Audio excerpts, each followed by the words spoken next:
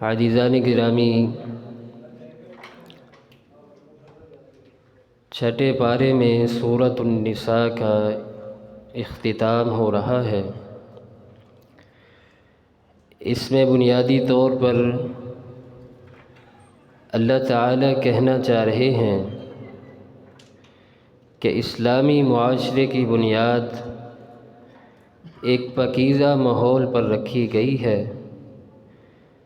تو اس لیے معاشرے کے ہر فرد کی ذمہ داری بنتی ہے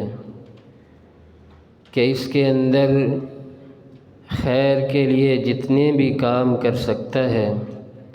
جتنی بھی کاوشیں کر سکتا ہے،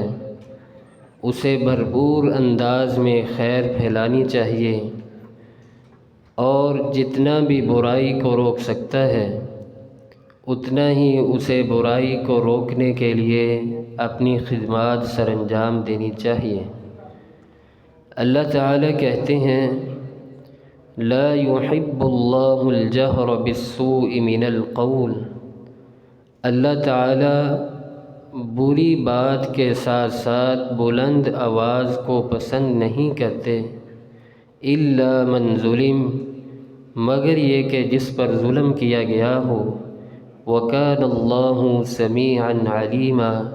اور اللہ تعالیٰ کی ذات بہت زیادہ سننے والی اور جاننے والی ہے۔ اس آیت کریمہ میں اللہ تعالیٰ نے ان افراد کو مہلت دی ہے کہ جن پر ظلم کیا گیا ہو وہ اپنی آواز کو بلند کر سکتے ہیں، معاشرے کے اندر اپنا حق لینے کے لیے اپنی آواز کو بلند کر سکتے ہیں، لیکن مفسرین لکھتے ہیں اس آیت کریمہ سے مراد اور جن لوگوں کی تخصیص اس آیت کے اندر کی جا رہی ہے، اس آدمی کی یہ ذمہ داری بنتی ہے کہ جب اس نے آواز اٹھانی ہے اپنے اوپر ہونے والے ظلم کے بارے میں، تو وہ اس جگہ پر جا کر آواز اٹھائے گا جہاں پر اس کی آواز سنی بھی جائے، اور جس کام کے متعلق وہ آواز اٹھا رہا ہے اس سیکٹر اور اس فیز کے متعلق ہی جا کر بات کی جائے گی۔ مثال کے طور پر انسان پر معاشرے میں رہتے ہوئے لڑائی ہو جاتی ہے، جھگڑا ہو جاتا ہے، تو حکومتی سطح پر جتنے بھی ادارے ہیں، عدالت ہے یا تھانہ ہے، جو بھی ہے، ان کے اندر جا کر اپنی آواز کو بلند کرتا ہے تو قرآن کریم اس بات کی تصدیق کرتا ہے، اور اگر اس بات کو اور طریقے سے معاشرے کے اندر پھیلاتا ہے کہ سلف صالحین کہتے ہیں غیبت اور شکایت کے اندر فرق ہی یہی کیا گیا ہے کہ شکایت ہمیشہ اس شخص سے ہی کی جاتی ہے جو متعلقہ ذمہ دار ہوتا ہے، اور اس شکایت کو اللہ تعالیٰ نے حلال کیا ہے۔ غیبت وہ ہوتی ہے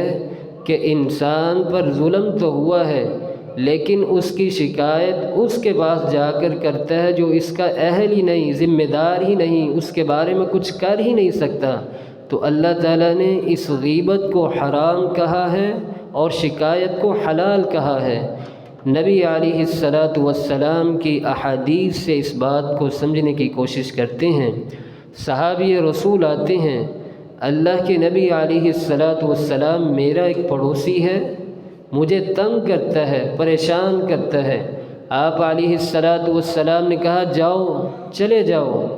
2-3 مرتبہ ان شکایات کو لے کر بار بار اللہ کے نبی علیہ السلام کی مجلس میں آیا۔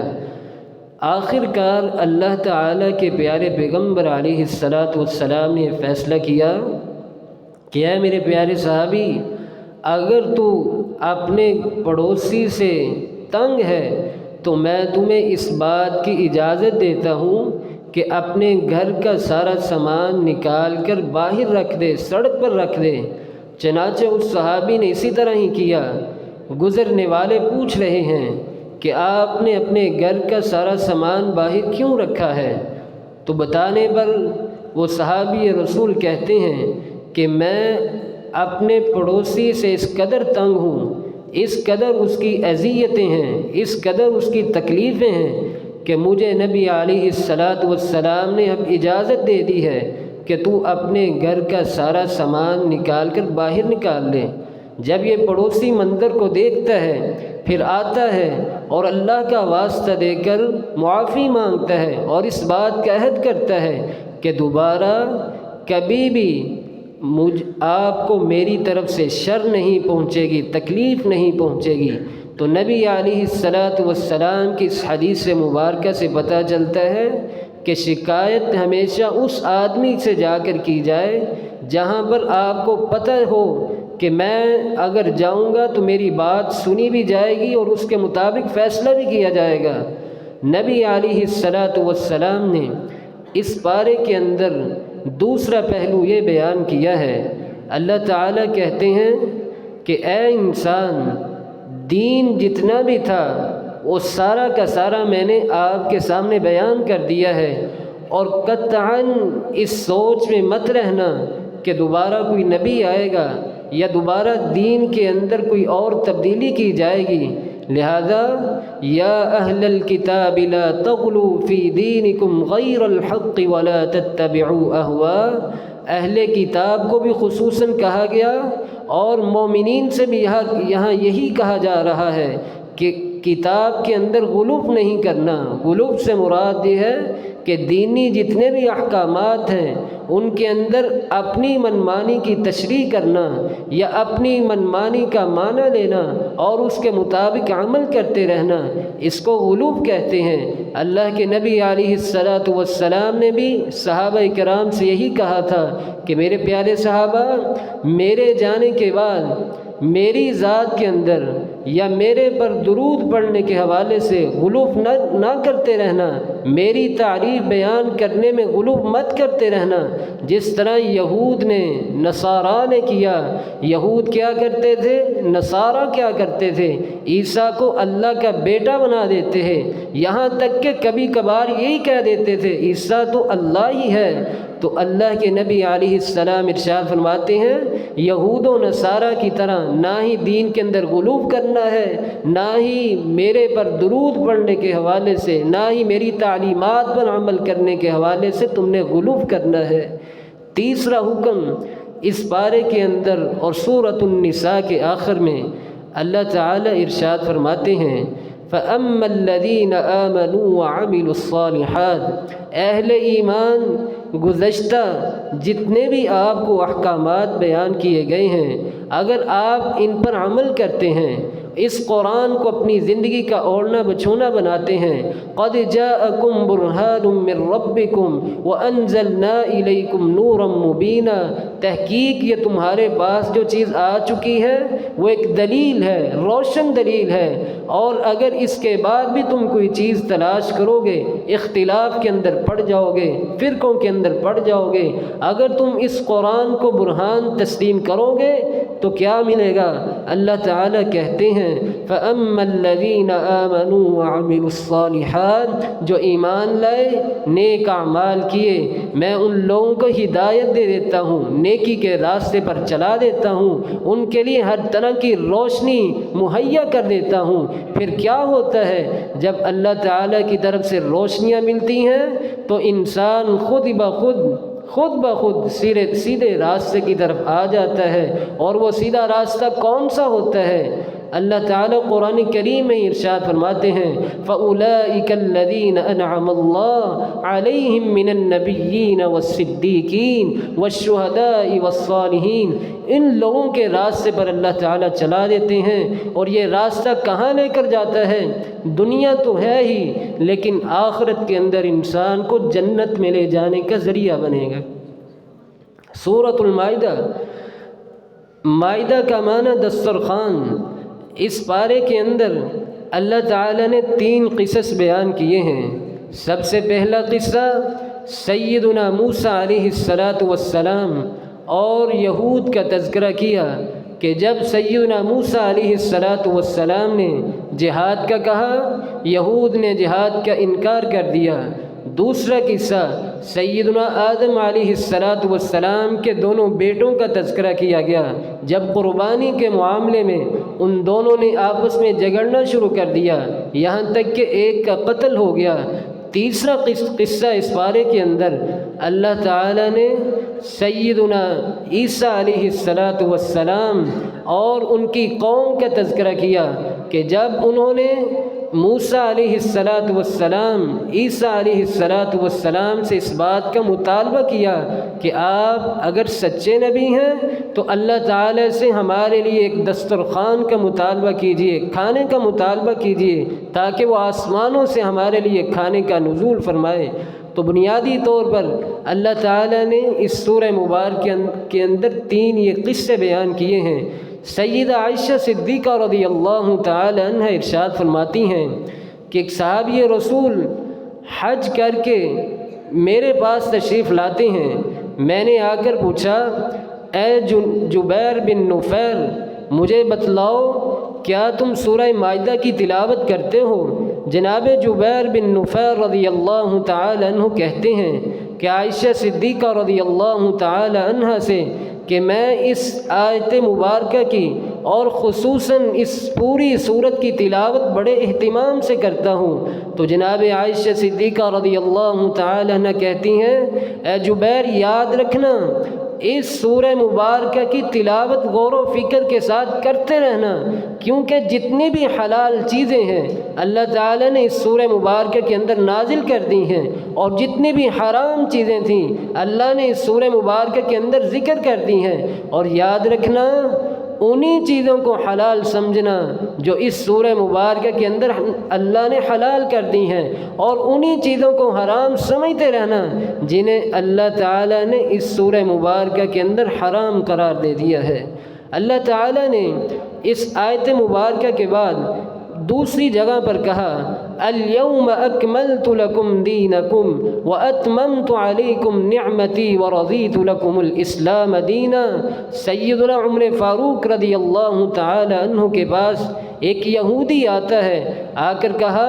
کہ اے عمر فاروق، اگر ہمارے دین میں یا ہماری کتاب میں یہ آیت نازل ہو جاتی تو ہم اس آیت نزول والے دن کو اپنے لیے عید کا دن مقرر کرتے۔ جناب عمر فاروق رضی اللہ تعالی عنہ نے پوچھا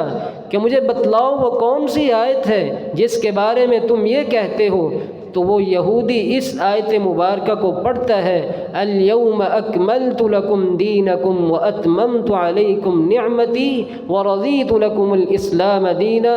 خطبہ حجۃ الوداع کے دن یہ آیت مبارکہ اللہ تعالیٰ پیارے پیغمبر علیہ السلام پر نازل کرتے ہیں اور اس بات کا اعلان کرتے ہیں کہ دین جتنا بھی تھا وہ سارا آج کے دن مکمل کر دیا گیا ہے۔ یہ میرا احسان تھا پیارے پیغمبر علیہ السلام پر اور آپ کی امت پر بھی کہ میں نے اس امت کو بہترین امت قرار دیا، اور تمام انبیاء میں سے سب سے پیارے اور بہترین پیغمبر، بہترین ہستی کا اگر چناؤ کیا تو وہ محمد الرسول اللہ صلی اللہ تعالی علیہ وسلم ہے۔ اس سورہ مبارکہ کے اندر اللہ تعالی نے وضو کا طریقہ بتلایا ہے۔ مسجد کے اندر جب بھی آنا ہے، عبادت کے لیے جب بھی آنا ہے، اہتمام کے ساتھ طہارت کرتے ہوئے، اپنے آپ کو پاکیزہ کرتے ہوئے اللہ کی بارگاہ میں کھڑے ہونا ہے۔ اللہ تعالی کہتے ہیں، یا ایھا الذین آمنوا اذا قمتم الى الصلاة فاغسلوا وجوہکم وایدیکم الى المرافق۔ جب بھی تم نے اللہ کی بارگاہ میں کھڑے ہونا ہے، اپنے ہاتھوں کو، اپنے چہرے کو، اپنے بازو کو، اپنے پاؤں کو اچھے طریقے سے دھونا ہے۔ اور اس پاکیزگی کا آپ کو ملے گا کیا؟ نبی علیہ السلام نے ارشاد فرمایا، جو انسان اچھے طریقے کے ساتھ، بہترین طریقے کے ساتھ وضو کا اہتمام کرتا ہے، اچھا طریقہ کیا ہے؟ وضو کرنے سے قبل دعا کا اہتمام کرتا ہے، وضو کے دوران اپنے اعضاء کو اچھی طرح دھوتا ہے، کسی بھی عضو کو خشک نہیں رہنے دیتا، اس کے بعد دعا کا اہتمام کرتا ہے۔ اللہ کے نبی علیہ السلام ارشاد فرماتے ہیں، یہ ایسا خوش نصیب پیارا بندہ ہے، کل قیامت کے دن یہ 8 دروازوں میں سے جس بھی دروازے سے چاہے گا اللہ رب العزت اس بندے کو داخل فرما دیں گے۔ اور اس دعا کا کثرت کے ساتھ اہتمام کرنا چاہیے۔ جناب عمر فاروق رضی اللہ تعالی عنہ کہا کرتے تھے، اللہ کے نبی علیہ السلام نے ہمیں یہ دعا بتلائی، اشہد ان لا الہ الا اللہ وحدہ لا شریک لہ واشہد ان محمدا عبدہ ورسولہ اللہم اجعلنی من التوابین واجعلنی من المتطہرین۔ مجھے اور آپ کو چاہیے، اللہ کے پیغمبر علیہ السلام نے یہ جو فضیلتیں بیان کی ہیں ان کے مطابق مجھے اور آپ کو زندگی گزارنی چاہیے۔ اس پارے کے اندر اللہ تعالیٰ نے وضو کا طریقہ بیان کرنے کے بعد سیدنا آدم علیہ السلام کے دونوں بیٹوں کا تذکرہ کیا، جس کا نام حابیل اور قابیل بتایا جاتا ہے، لیکن صحیح احادیث کے مطابق یہ دونوں نام ہی کتب احادیث میں صحیح طور پر نہیں ملتے۔ اور دوسری چیز، کس چیز کی انہوں نے قربانی دی تھی اور کیا وہ قربانی قبول ہوئی تھی، اس حوالے سے بھی مفسرین کا مفصل اختلاف پایا جاتا ہے۔ لیکن راجح بات یہی ہے کہ سیدنا آدم علیہ السلام کے ایک بیٹے کی قربانی کو اللہ نے قبول فرمایا تھا، اور اس قربانی کی قبولیت کی بنیاد پر ہی دونوں بھائیوں کا آپس میں جھگڑا ہوا تھا، حسد کی بنیاد پر۔ اللہ تعالیٰ گویا اس آیت مبارکہ کے اندر اور اس رکوع کے اندر کہنا چاہ رہے ہیں کہ اہل ایمان، جس طرح سیدنا آدم علیہ السلام کے دونوں بیٹے حسد کی بنیاد پر، بغض کی بنیاد پر لڑ پڑے اور نتیجہ کیا نکلا، قتل تک پہنچ گئے، اسی طرح یہود، نصارہ، عیسائی وہ بھی حسد کے اندر ہیں، بغض کے اندر ہیں، اور وہ ہر دم یہ موقع تلاش کرتے رہتے ہیں کہ مسلمانوں کو تکلیف پہنچائی جائے، پریشان کیا جائے۔ اور جب آپ پریشان ہوتے ہیں وہ خوش ہوتے ہیں۔ اللہ تعالیٰ نے اس بات کا بھی اعلان کر دیا، یا ایھا الذین آمنوا لا تتخذوا اليہود والنصارى اولیاء۔ مکے کے اندر، مدینے کے اندر جب مسلمان نئے نئے اسلام کے اندر داخل ہوئے، مسلمانوں نے کیا دیکھا؟ جو کمزور دل تھے کہ منافقین کی بڑی عزت ہے، کفار کی بڑی عزت ہے، یہود کی بڑی عزت ہے، عیسائیوں کی بڑی عزت ہے، کیوں نہ ان کے ساتھ تعلق قائم کیا جائے، ان کے ساتھ اٹھا بیٹھا جائے تاکہ ہمارا مقام بھی بڑھے، عزت ملے، وقار ملے، معاشرے کے اندر احترام ملے۔ اللہ تعالیٰ نے فوراً اس آیت کریمہ کو نازل کیا، الذین یتخذون الکافرین اولیاء من دون المؤمنین۔ اہل ایمان، آپ کفار کو دوست اس لیے بناتے ہیں کہ آپ کو مقام مل جائے، عزت مل جائے، احترام مل جائے؟ نہیں، ایبتغون عندهم العزة فإن العزة للہ جميعا۔ عزتیں جتنی بھی ہیں وہ اللہ کی بارگاہ سے ملے گی۔ اگر تم ان یہود اور نصارہ کے ساتھ ملو گے، بیٹھو گے، ومن يتولهم منکم فإنہ منہم، اگر تم نے ان کے ساتھ اٹھ بیٹھ کر دین سے انکار کر دیا تو پھر تم بھی انہی میں سے ہو جاؤ گے۔ اگر تم انہی میں سے ہو گئے تو پھر مرتد ہو جاؤ گے، اور ارتداد کی حالت میں ہی اگر تم اللہ کے پاس چلے گئے تو یاد رکھنا، دنیا کے اندر کی گئی کوئی بھی نیکی میری بارگاہ میں قبول نہیں ہوگی، اور آخرت کے اندر تمہارا ٹھکانہ جہنم تیار کر کے رکھا ہے۔ اللہ تعالیٰ سے دعا ہے کہ اللہ تعالیٰ مجھے اور آپ کو ان احکامات پر عمل کرنے کی توفیق نصیب فرمائے۔ وآخر دعوانا ان الحمد للہ۔